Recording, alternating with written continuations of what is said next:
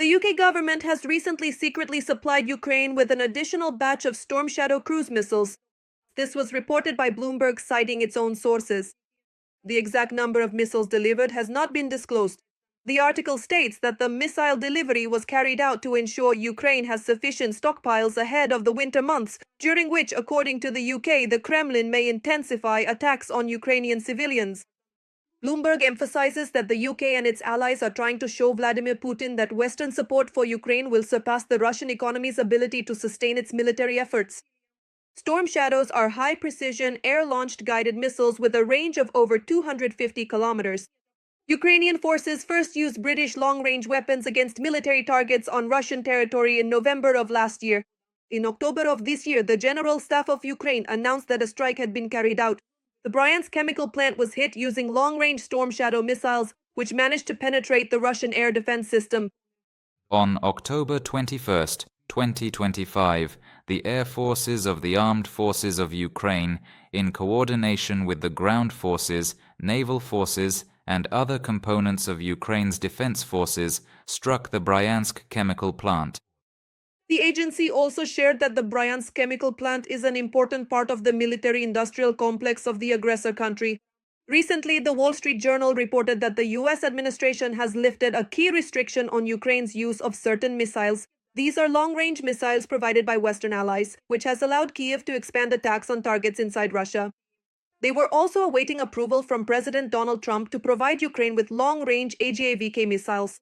But he himself said that he is not considering this possibility for now. Political scientist and military expert from the Armed Forces of Ukraine, Kirilo Sazonov, gave his assessment of the Storm Shadow. These are really awesome missiles, really great. And honestly, when we talk about Tomahawks, it's nothing, guys. Believe me, the British Storm missiles are fantastic. Especially now when there are no problems with the guidance system that we are receiving, the coordinates for strikes are provided by the United States of America.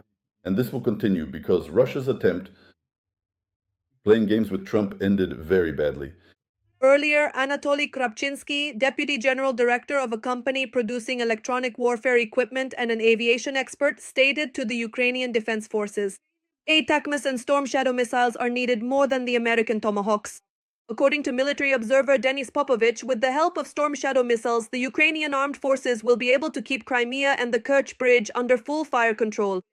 Defense Express military expert Valery Ryabik reported that, according to preliminary calculations, about 10 such missiles could disrupt Russian communications across the bridge over the Kerch Strait. He noted that this is a very precise missile which uses a terrain contour matching system for navigation. And in the final stage, the Storm Shadow jettisons the nose cone from its warhead and homes in on the target using an electro-optical guidance system.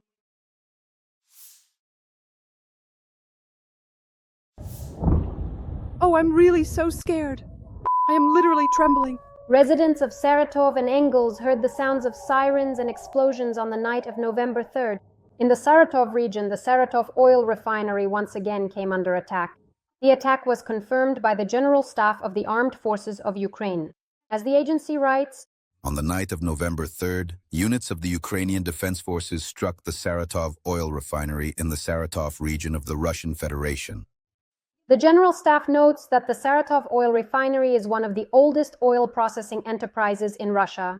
It is involved in meeting the needs of the armed forces of the aggressor country. According to the Telegram channel Astra, this is at least the sixth attack on the plant since the beginning of this year. Prior to this, the refinery was attacked on October 16th. A day earlier, on the night of November 2nd, drones attacked the Russian port of Tuapse in the Krasnodar region.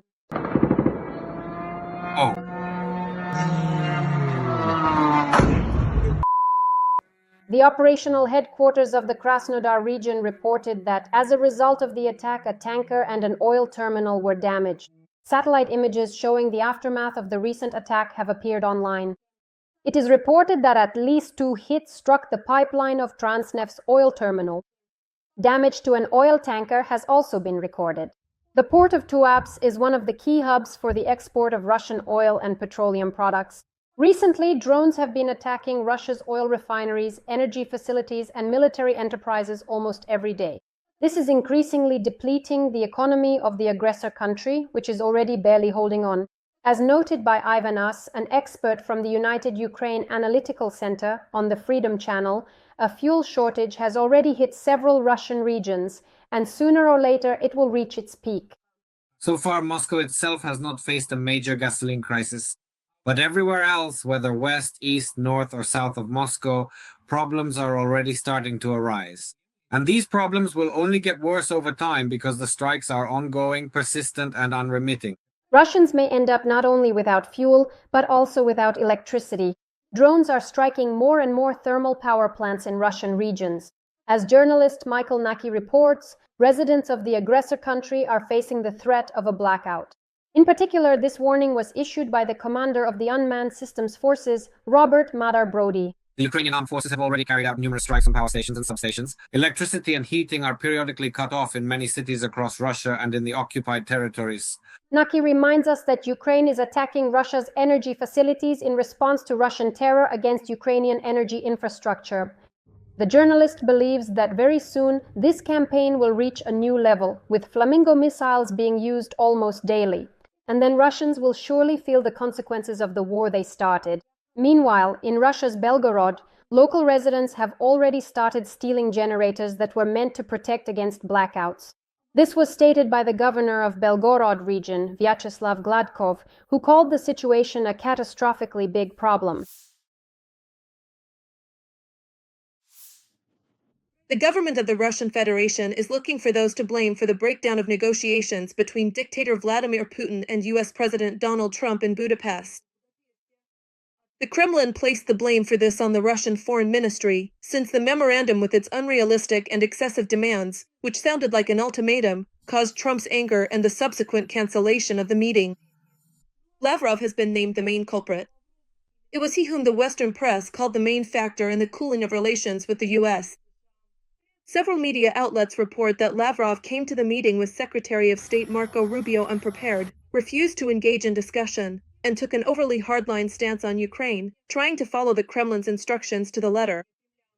According to the Telegram channel Nexta, insiders say that Lavrov received a severe reprimand from Putin. The head of the Russian Foreign Ministry was almost accused of sabotage, since under no circumstances was he supposed to disrupt the summit. Amid the scandals, Kirill Dmitriev flew to the US in an attempt to ease attention. Journalist Rostislav Mirzagilov shared insider information from the Kremlin about Lavrov's fate. Putin is seriously considering the option of dismissing the Minister of Foreign Affairs of the Russian Federation as soon as the intensity of Russia's aggressive actions against Ukraine decreases. When he gets removed, Putin will start looking for someone to blame. That's typical for him. So, accordingly, Lavrov is the perfect scapegoat. He has said a lot of nasty things. He has cursed at the Russian Federation's international partners. On October 16th, US President Donald Trump announced that he intended to hold a meeting with Putin in Hungary. He did not announce the date of the summit, but noted that talks between the foreign ministers were planned beforehand. Already on October 22nd, Trump stated that he had canceled the summit with Putin. On the same day, the US Treasury Department imposed sanctions against Russian oil companies, Rosneft and Lukoil. Soon after, Trump stated that he would not meet with Putin or waste his time until there was an understanding about reaching a peace agreement between Ukraine and the Russian Federation.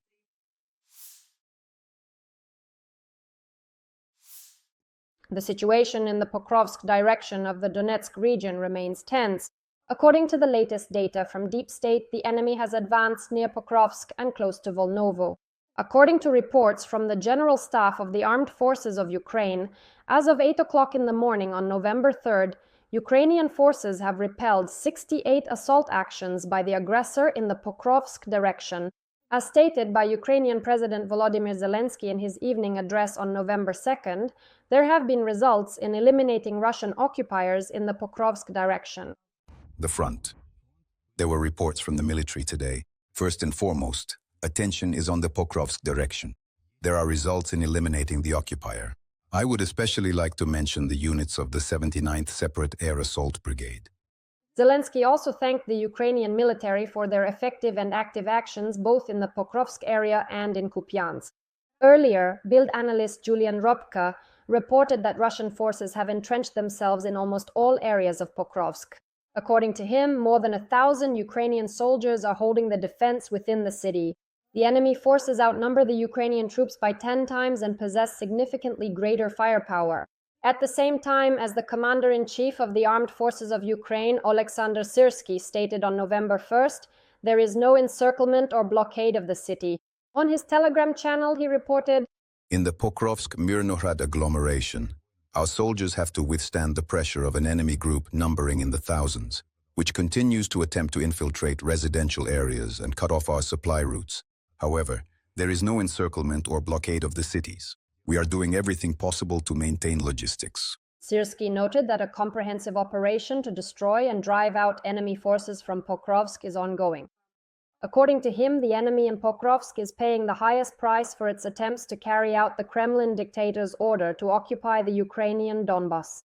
As previously stated by Ukrainian Armed Forces officer Serhiy Tchikotsky on the air of Kyiv 24, the Russian occupiers who entered Pokrovsk are mostly hiding. According to him, they are waiting for reinforcements and assistance.